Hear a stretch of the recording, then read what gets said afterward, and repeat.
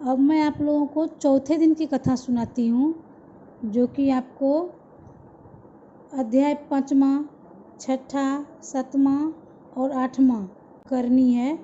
तो चलिए स्टार्ट करते हैं। चौथे दिन की कथा अध्याय 5वां है।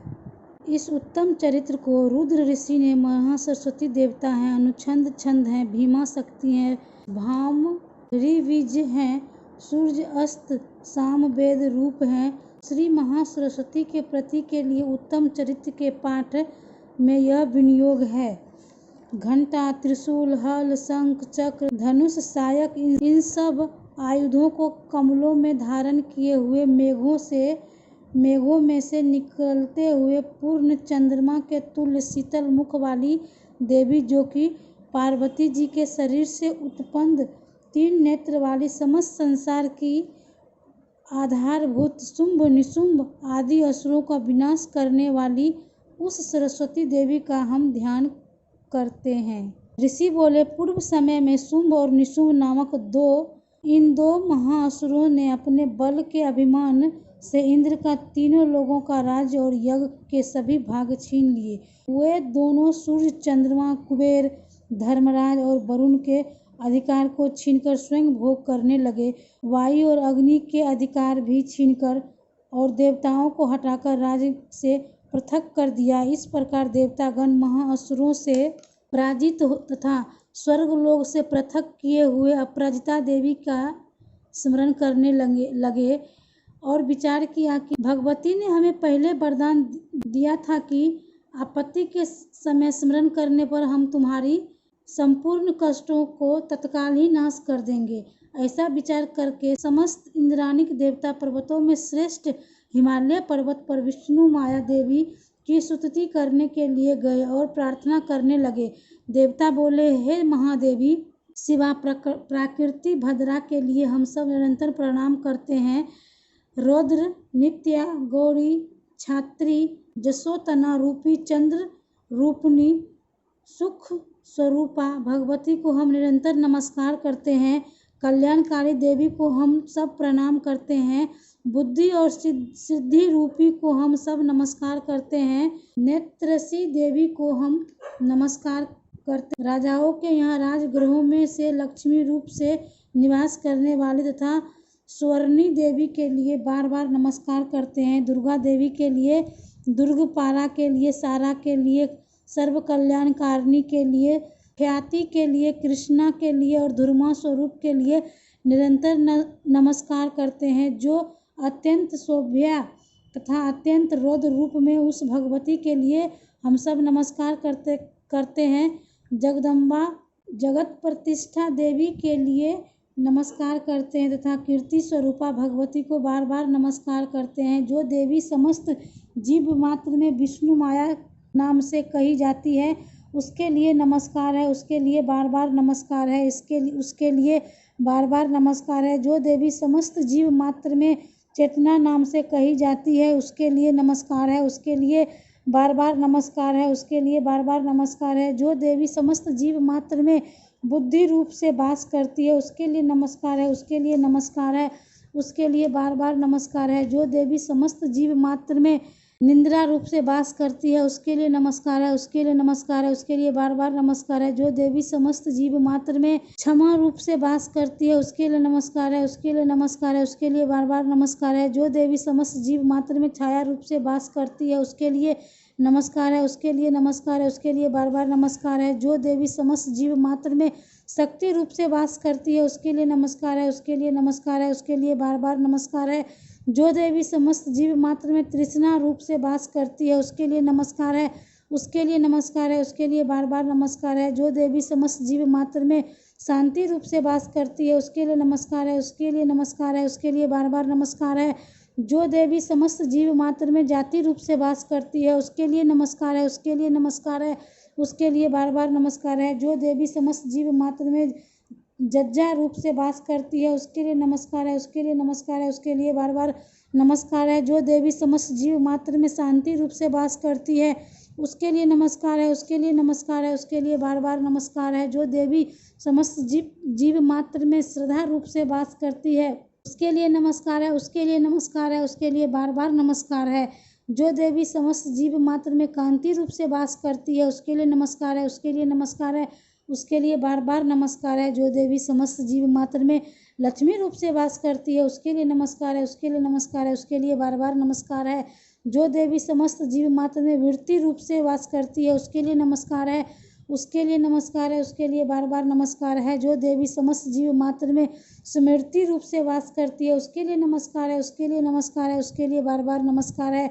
जो देवी समस्त जीव मात्र में दया रूप से वास करती है, उसके लिए नमस्कार है, उसके लिए नमस्कार है, उसके लिए बार बार नमस्कार है। जो देवी समस्त जीव मात्र में त्रिशी रूप से वास करती है, उसके लिए नमस्कार है, उसके लिए नमस्कार है, उसके लिए बार बार नमस्कार है। जो देवी समस्त जीव मात्र में मातृ रूप से वास करती है, उसके लिए नमस्कार है, उसके लिए नमस्कार है, उसके लिए बार बार नमस्कार है। जो देवी समस्त जीव मात्र में भांति संदेह रूप से वास करती है, उसके लिए नमस्कार है, उसके लिए नमस्कार है, उसके लिए बार बार नमस्कार है। जो देवी समस्त इंद्राणियां तथा अखिल जीव मात्र में अधिष्ठात्री है और जीव मात्र में निरंतर व्याख्यात रहती है, उस देवी के लिए बार बार नमस्कार है। जो देवी इस समस्त संसार में निरंतर चैतन्य रूप से व्याख्यात रहती है, उसके लिए बार बार नमस्कार है। पूर्व समय में अपने अभीष्ट फल प्राप्ति के लिए हम समस्त देवताओं ने जिसकी स्तुति की थी तथा देवताओं के राजा इंद्र ने बहुत दिनों तक जिसका पूजन किया था, जो संपूर्ण मंगल का कारण वह ईश्वरी हम सबकी आपत्तियों को दूर करके कल्याण करे, प्रचंड दैत्यों से कष्ट पाकर जो इसी समय सभी देवता शरण में आकर आप जिसके लिए नमस्कार करते हैं और भक्ति सहित विनय पूर्वक जिसका ध्यान करते हैं, वह ईश्वरी तत्क्षण हमारे संकटों को दूर करे। ऋषि बोले, हे नृपनंदन, इस प्रकार देवगणों की प्रार्थना करते समय श्री पार्वती जी वहां जंगल में गंगा स्नान करने के लिए आई और फिर उन सुंदर भौहें वाली पार्वती जी ने देवताओं से कहा कि आप सब किसकी प्रार्थना कर रहे हो। इतना कहने के ननंतर पार्वती जी के अंश से एक शिवा प्रकट होकर कहने लगी, ये समस्त देवता स्वर्ग से शुंभ से निकाल दिए गए हैं और निशुंभ ने संग्राम में हरा दिया है, इस कारण से यह सब मेरी प्रार्थना कर रहे हैं। पार्वती के शरीर के से उत्पन्न हुई अंबिका देवी समस्त लोगों में कौशिका नाम से प्रसिद्ध हुई। जिस समय पार्वती के शरीर से कौशिकी उत्पन्न हुई, उसी समय से पार्वती का शरीर काले रंग का हो गया और तभी से उसका नाम भी कालिका हो गया। वे हिमालय पर निवास करने लगी। निरंतर परम मनोहर सुंदर स्वरूप युक्त अंबिका देवी को शुंभ और निशुंभ के दूत चंड और मुंड ने देखा और फिर उन्होंने जाकर शुंभ से कहा, महाराज, कोई परम स्वरूपा स्त्री हिमालय पर्वत को प्रकाशित कर रही है।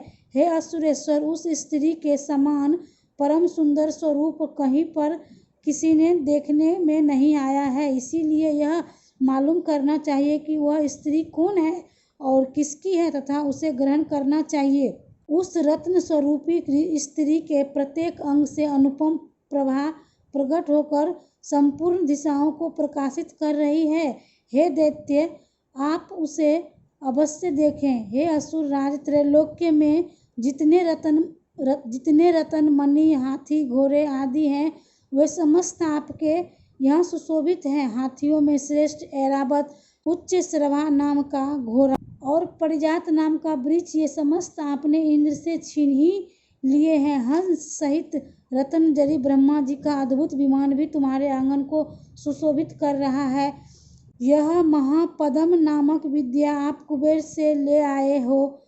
समुद्र ने आपको किंजलिकनी नाम का माला प्रदान की है, जिसके कमल कभी नहीं मुरझाते, और वरुण का कवच की वर्षा करने वाला छत्र और प्रजापति का उत्तम रथ भी आपके यहाँ उपस्थित हैं। हे असुराज, यमराज से आपने उक्रानी तथा शक्ति छीन ली है और तुम्हारे भाई निशुंभ ने वरुण से पासा छीन अपने पास रख ली है।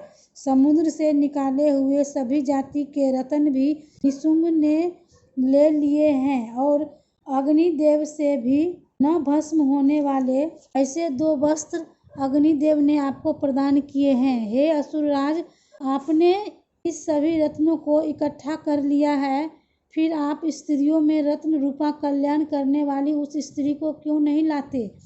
ऋषि बोले, शुंभ ने इस प्रकार चंड मुंड की बातें श्रवण कर महाअसुर सुग्रीव को दूत बनाकर देवी के पास भेजा और उसे समझाकर कहा कि मेरी आज्ञा उससे इस तरह कहना तथा ऐसा कार्य करना कि वह शांति पूर्वक राजी खुशी मेरे पास चली आवे। वहां अति रमणीक पर्वत पर विराजमान भगवती को सुग्रीव असुर ने जाकर देखा और बड़ी विनम्रता पूर्वक मधुर वाणी में बोला। दूत बोला, हे देवी, असुरों के राजा शुंभ ने, जो तीनों लोगों के परमेश्वर हैं, उन्होंने मुझे दूत को आपके समीप भेजा है और उनकी आज्ञा का उल्लंघन कोई भी देवता नहीं करते और दैत्य के समस्त शत्रुओं को उन्होंने जीत लिया है।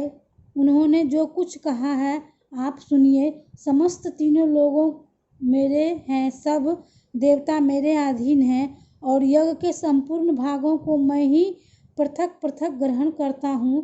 तीनों लोगों के उत्तम रतन हमारे पास हैं और इंद्र का वाहन ऐरावत हाथी भी हमने छीन लिया है। समुद्र मंथन में उत्पन्न हुआ जो उज्जैन श्रभा नामक घोड़ा, वह रतन भी देवताओं ने बड़ी विनम्रता पूर्वक मुझे भेंट कर दिया है। हे शोभनीय, इनके अलावा अन्य जो कुछ भी रतन देवता गंधर्व नागों के पास थे वे सभी हमको प्राप्त हो गए हैं। हे देवी, हम तुमको संसार भर की स्त्रियां में रत्न समझते हैं, इस कारण तुम भी हमारे पास आ जाओ, क्योंकि रत्नों के भोगने वाला तो केवल हम ही हैं। हे चंचल नेत्र वाली, आप रत्न रूप हो, इस कारण मुझे तथा बलवान मेरे छोटे भाई निशुंभ को पाकर सुख भोगिए। हमको ग्रहण करने से तुम्हारे लिए अतुल्य ऐश्वर्य मिलेगा। ऐसा अपनी बुद्धि से विचार कर हमारी स्त्री हो जाओ। ऋषि बोले, दूत के मुख से इस प्रकार की बातें सुनकर जिस भगवती दुर्गा ने संपूर्ण संसार को धारण कर रखा है, वह भगवती भद्रा गंभीर भाव से मुस्कुराती हुई कहने लगी। देवी बोली, हे दूत, तूने इस समय जो कुछ भी कहा वह सत्य है, इसमें कुछ भी झूठ नहीं है। शुंभ तीनों लोगों का राजा है और निशुंभ भी उसी के समान है, परंतु मैं विवश हूँ। मेरी प्रतिज्ञा है, इसे मैं किस तरह झूठ करूँ? मैंने अपनी अल्प बुद्धिवश जो प्रतिज्ञा की उसे श्रवण कर जो मुझे संग्राम में जीत लेगा और मेरे घमंड को चूर कर देगा तथा संसार में मेरे समान बलवान होगा, वही मेरा पति होगा। इसका शुंभ अथवा निशुंभ महाअसुर यहाँ आकर मुझे जीत ले और तत्काल ही मेरे साथ विवाह कर ले। दूत बोला, हे देवी, तुझे बड़ा अभिमान है, मेरे सामने इस प्रकार की बातें मत कहो। तीनों लोगों में ऐसा कौन पुरुष है जो शुंभ और निशुंभ के आगे ठहर सकता है? उसके अलावा अन्य असुरों के सामने समस्त देवताओं युद्ध में नहीं ठहर सकता। फिर तुम अकेली स्त्री किस तरह उसके सामने ठहर सकोगी? इंद्रानिक देवता सभी देवता जिस शुंभ निशुंभ आदि के आगे ठहर नहीं सके, तो तुम स्त्री होकर उसके सम्मुख किस भांति पहुंच सकोगी?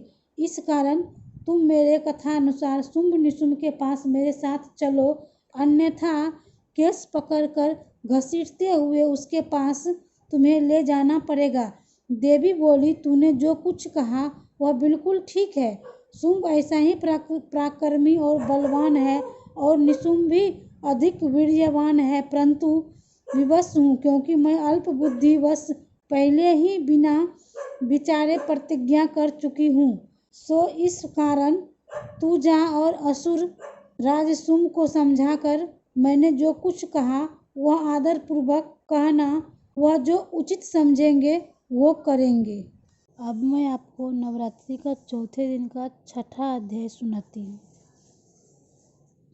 सिंह के ऊपर बैठी हुई मणिमालाओं से प्रकाशमान देह लाल, जिसकी सूर्य के दृश्य कांति वाली तीनों नेत्रों से शोभायमान कुसुम कुंभ कपाल और कमल हाथों में लिए हुए, जिसके मस्तक में बाल चंद्रमा विराजमान ऋषि बोले, देवी की समस्त बातें को श्रवण कर क्रोध युक्त दूत ने असुर राज शुंभ के पास जाकर संपूर्ण कथा विस्तार पूर्वक सुना दी।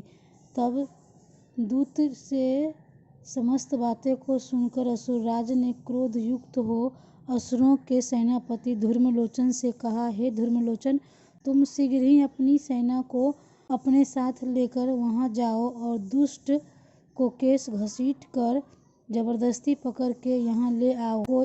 यदि उसकी रक्षा करने के लिए कोई देवता, यक्ष या गंधर्व आवे तो उसे भी मार डालना। ऋषि बोला, इस प्रकार दैत्यराज शुंभ की आज्ञा लेकर वह धूम्रलोचन 60,000 असुरों की सेना को साथ में लेकर वहां शीघ्र पहुंच गया। वहां जाकर हिमालय पर्वत पर बैठी हुई देवी को देखकर धूम्रलोचन ने चिल्लाकर कहा, तू शीघ्र शुंभ और निशुंभ के समीप चल। यदि तू हमारे राजा के पास प्रसन्नता के साथ नहीं चलेगी तो मैं तेरे केस पकड़कर तुझे घसीटता हुआ ले जाऊंगा। देवी ने कहा, दैत्येश्वर शुंभ ने तुम बलवीर को सेना युक्त मेरे समीप भेजा है। यदि तू मुझे बलपूर्वक ले जाएगा तो मैं उस समय तेरा क्या कर सकती हूँ। ऋषि ने कहा। देवी के इस प्रकार कहते ही धूम्रलोचन देवी के आगे दौड़ा तो उसी समय अंबिका ने हुंकार मात्र से उस असुर को भस्म कर दिया। निरंतर वह असुर सेना अत्यंत क्रोधित हो बड़े पैने बाण, शक्ति और फरसा की वर्षा करने लगा। इतने में ही देवी का वाहन सिंह अपनी गर्दन के बाल हिलाता हुआ क्रोध से भयंकर चिंगार कर असुरों की सेना पर झपटा। उस सिंह ने कितने ही असुरों को हाथ के प्रहार से और कितने को मुख से तथा कितने ही महाअसुरों को होंठ या दाढ़ी से घायल करके मार दिया और उस केसरी ने अपने नखों से कितने ही असुरों को पेट फाड़ दिए तथा थप्पड़ के प्रहार से कितने ही असुरों के सिर धड़ से अलग अलग कर दिए। उस सिंह ने कितने असुरों की बाहु और सिर काट दिए। अपनी गर्दन के बालों को हिलाता हुआ कुछ के उदर को फाड़कर रक्त पीने लगा। उस महामना बलशाली देवी के वाहन सिंह ने क्षण मात्र में असुरों की समस्त सेना का नाश कर दिया। उस महाअसुर शुंभ ने जब यह सुना कि देवी ने धूम्रलोचन को मार दिया है और देवी के वाहन सिंह ने समस्त सेना को नष्ट कर दिया तो उसके ओंठ फड़कने लगे और उसने चंड मुंड नामक दोनों महाअसुरों को आज्ञा दी और इस प्रकार कहा, हे चंड, हे मुंड, तुम बहुत बलशाली सेना को उस पहाड़ पर लेकर जाओ और वहां से उस स्त्री को पकड़कर ले आओ। यदि वह न आवे, केस पकड़कर घसीट कर लाना। यदि तुम्हें किसी प्रकार का संदेह मालूम पड़े तो उससे युद्ध करना और सभी अस्त्र शस्त्र तथा दैत्य सेना का उस युद्ध में प्रयोग कर उसे मार डालना और उस दुष्ट स्त्री के साथ सिंह के मर जाने पर उस अंबिका को बांधकर जल्दी से मेरे पास ले आना। अब 7वां अध्याय का कथा सुनाती हूँ। ये कथा भी चौथा दिन ही किया जाता है।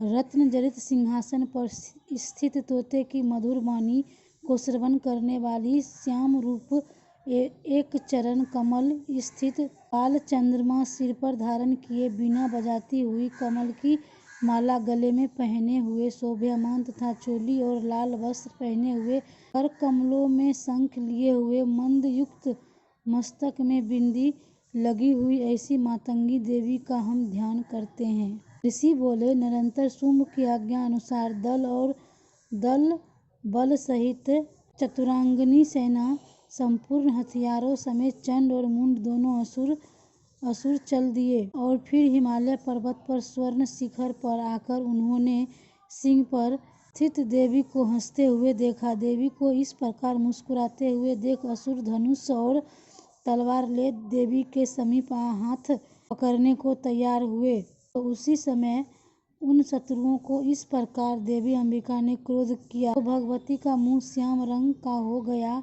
और उनकी भौहें टेढ़ी तथा माथे की सुरन के कारण उसमें से तत्क्षण ही भयंकर कृष्ण वदन वाली 80 तलवार और पासा लिए काली प्रकट हुई। वह चिते चर्म की साड़ी तथा नरमुंडों की माला पहने हुई थी। विचित्र खंग धारण किए। भयानक शुष्क शरीर जो केवल हड्डियों का ढांचा था, अति लंबे शरीर, जीभ को मुख से बाहर लपलपाते हुए, भयंकर लाल लाल आंखें, भीतर को घुसी हुई भयंकर शब्द से सभी दिशाएं गूंज उठी थी। ऐसी देवी उत्पन्न हुई और वह देवी असुरों की सेना पर अपने प्रबल वेग से आक्रमण कर असुरों को मारने तथा भक्षण करने लगी। पाशवर्ष, राक्षस, अंकुश आदि लिए महावत योद्धा और घंटा आदि सहित हथियारों को एक एक हाथ में पकड़ पकड़ मुंह में पटक लेती थी और उसी प्रकार घोड़े, रथ तथा युद्ध करने वाले सारथी योद्धाओं को पकड़ पकड़ कर मुख में डालकर दांतों से खा रही थी। और उस देवी का भयंकर रूप बना हुआ था। किसी एक को अपने कुशों से पकड़कर, किसी की गिरवा पकड़कर, किसी को पांव से दबोचकर, किसी को छाती से रगड़कर मार दिया था। और दैत्यों द्वारा देवी पर शस्त्र और महाशस्त्र फेंके गए तो देवी उसको अपने मुख में पकड़ दांतों से चबाकर चूर्ण कर डालती थी। इस प्रकार दुष्ट आत्मा महाबली विशाल शरीर वाले असुरों की समस्त सेना का मर्दन करते हुए कुछ असुरों को खड़ग वाग और कुछ के प्रहारों से मारा, कुछ असुरों को तलवार से मारा, कुछ को खड्गवाग से ताड़ना दी और कुछ असुरों को दांतों से अग्रभाग से नोचकर मार दिया। देवी द्वारा क्षण मात्र में ही असुरी सेना का विनाश होते हुए देख चंड उस अति भयंकर काली के आगे बड़ी शीघ्रता से आया और उस महाअसुर चंड ने देवी के ऊपर महाभयंकर बाणों की वर्षा करके तथा मुंड असुर ने हजारों चक्र फेंककर भयंकर नेत्र वाली देवी को ढक दिया। काली देवी के मुख में प्रवेश करते हुए चक्र इस प्रकार सुशोभित हो रहे थे मानो बादलों में सूर्य के अनेकों प्रतिबंध घूम रहे हैं।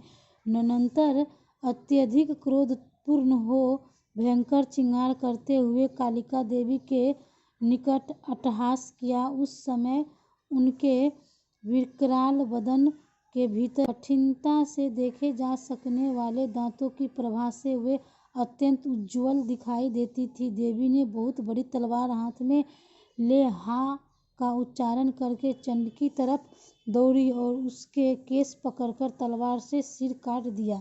चंड असुर को मारा देख मुंड असुर भी देवी की तरफ किया। उस समय मुख के दांतों की कांति अति उज्ज्वल दिखाई पड़ती है। फिर देवी उठकर हे शब्द का उच्चारण करती हुई तलवार लेकर महाअसुर मुंड के पीछे दौड़ी तो क्रोध युक्त हो देवी ने उसे तलवार से मारकर धरती पर डाल दिया। महाबलशाली चंड और मुंडों को मरा हुआ देख शेष बची हुई समस्त सेना भय से घबराकर चारों दिशाओं में भाग गई।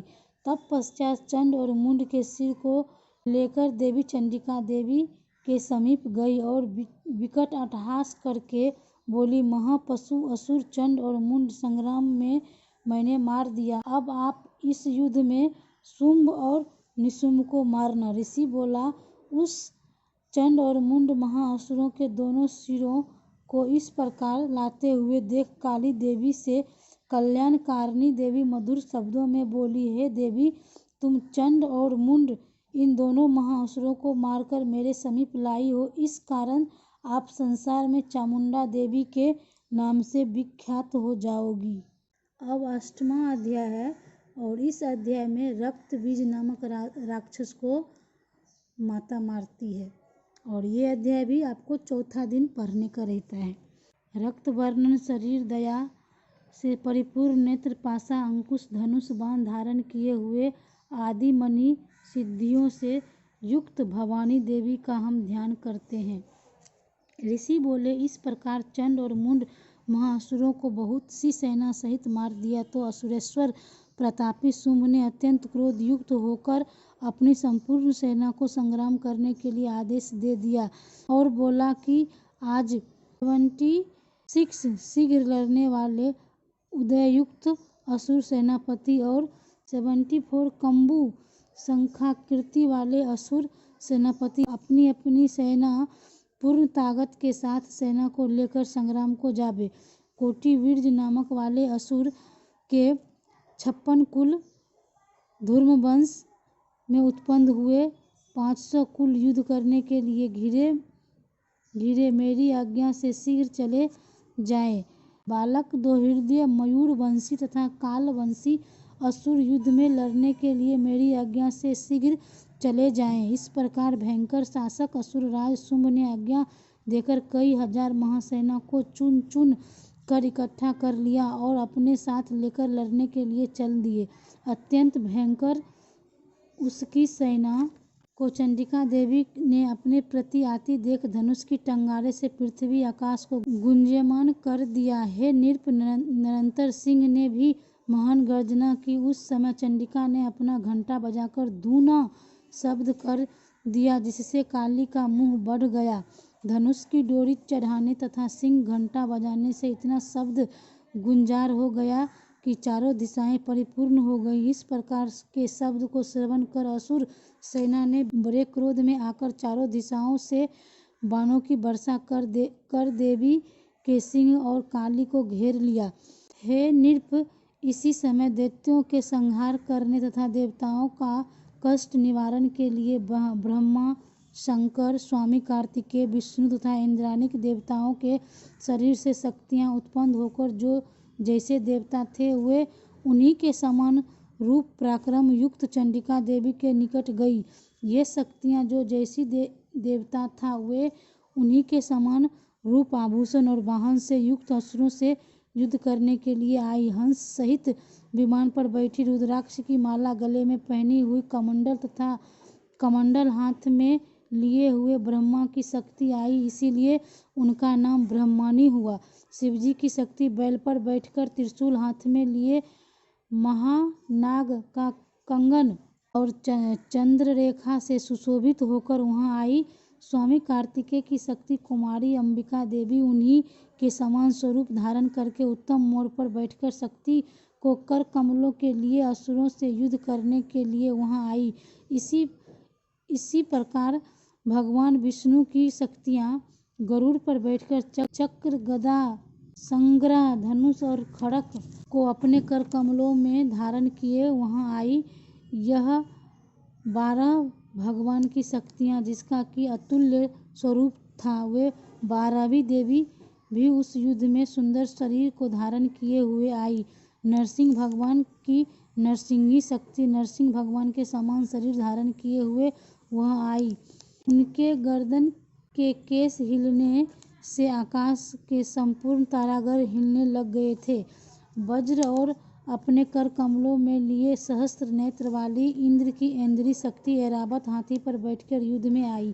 फिर देव शक्तियां चंडिका देवी से महादेवी ने कहा कि मेरी प्रसन्नता के लिए तुम इस असुरों का संहार कर दो। निरंतर देवी के शरीर से भयंकर उग्र रूप धारण किए हुए चंडिका शक्ति प्रकट हुई, जिसकी चिंगार सैकड़ों गिदड़ियों की तुल्य थी। उस अपराजित देवी के धूम्र वर्ण की जटा वाले शंकर जी ने कहा कि हे भगवान, आप मेरे दूत बनकर शुंभ के पास जाइए। अति घमंडी शुंभ, निशुंभ तथा अन्य असुर जो युद्ध करने के लिए वहां उपस्थित हैं, उन्हें कहना कि हे असुरों, तुम जीवित रहना चाहते हो तो पाताल लोक में चले जाइए।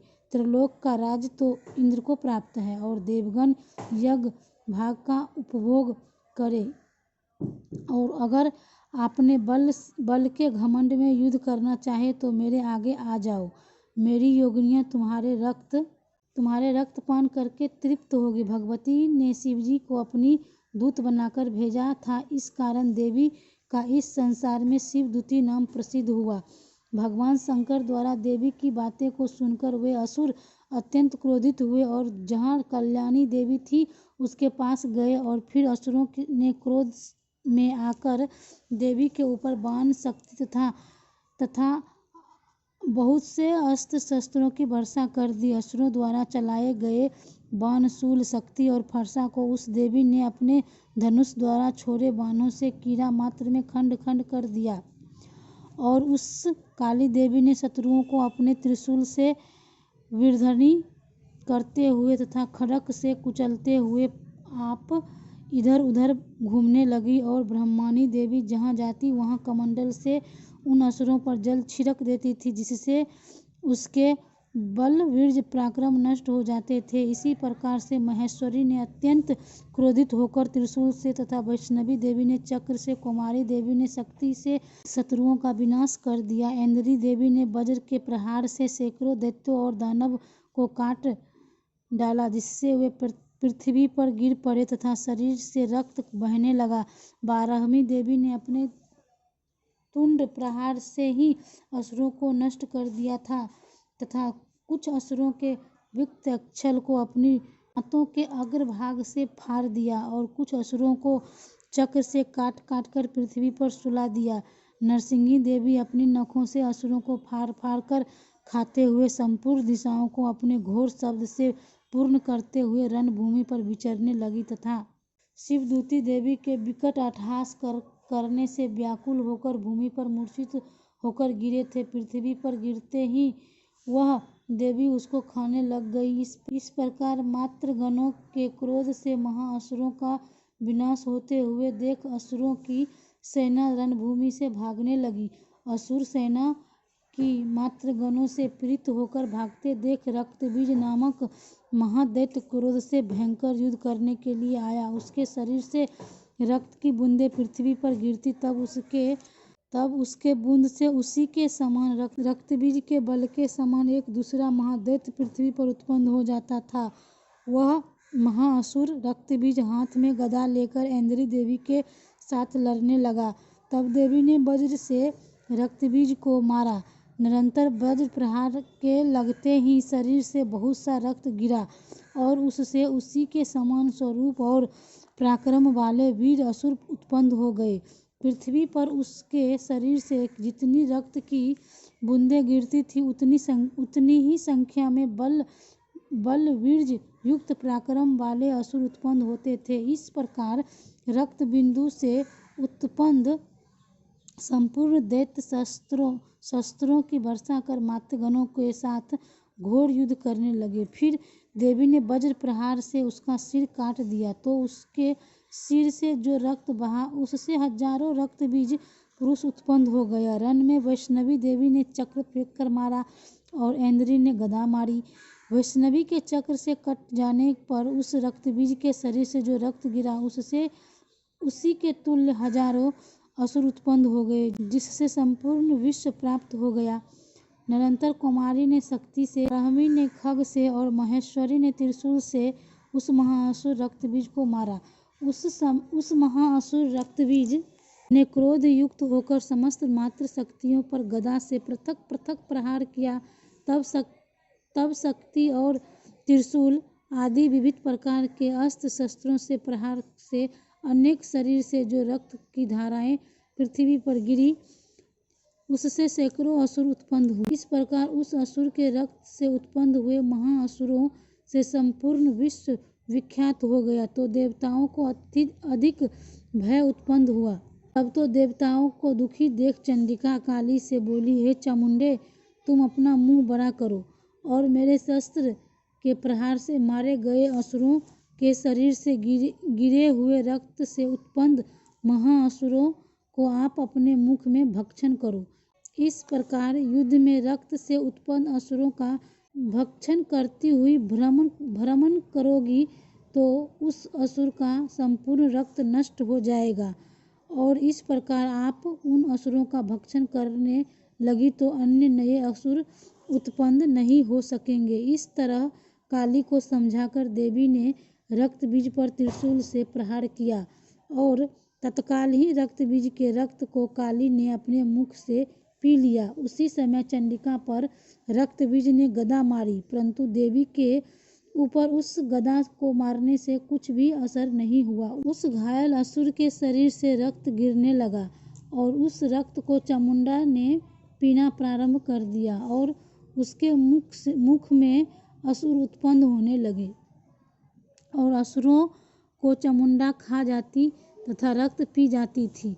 देवी ने त्रिशूल, वज्र, बाण, तलवार से उस रक्त बीज को मार डाला। हे नृप, शस्त्रों के प्रहार से घायल हुए रक्त रहित होकर रक्त बीज पृथ्वी पर गिर पड़ा।